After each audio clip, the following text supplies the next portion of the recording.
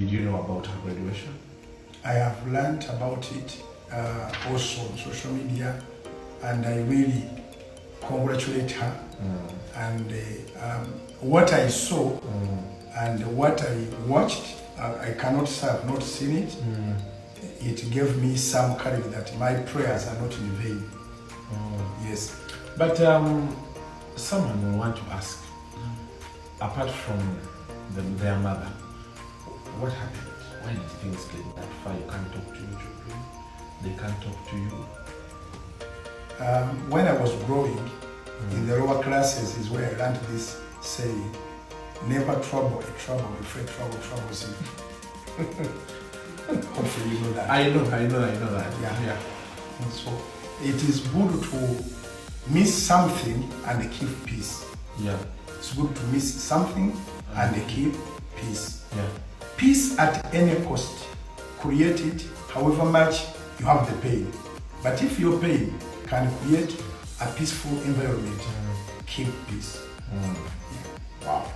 And those are the deal because people have been asking very many questions to that effect. Nancha even yabiraba mawulire abadambuza Bujingo Rashti again graduation ya muwalawe. May God protect our pastor and his beautiful wife. Oyo Rashida personal gamba Suzan, I love your maturity. Patricia Ziwa echa graduation bachizemu Karungi Jocelyn, more blessings my favorite couple. Mwana yogera namutuusa ku diguli esooka eya telecom engineering era ne mugamba kati awo atuuse abatakyamanja musomesa yeyongerayo ezisigaddeyo baziri mmeka yatuusibwa wazifunira. Mommy, thanks for loving daddy. People face a lot and few overcome. So if this couple can manage to make it blessings,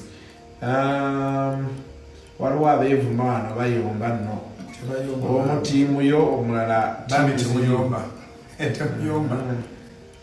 kati abo bosibyabyotebese bwavu byonna kyebinoonya oteekwa kubeera tiimu gwe wennyini to improve your life.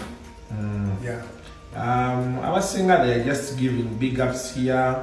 Okay, personal wabuziza agambye Suzan, we are waiting for your kids band.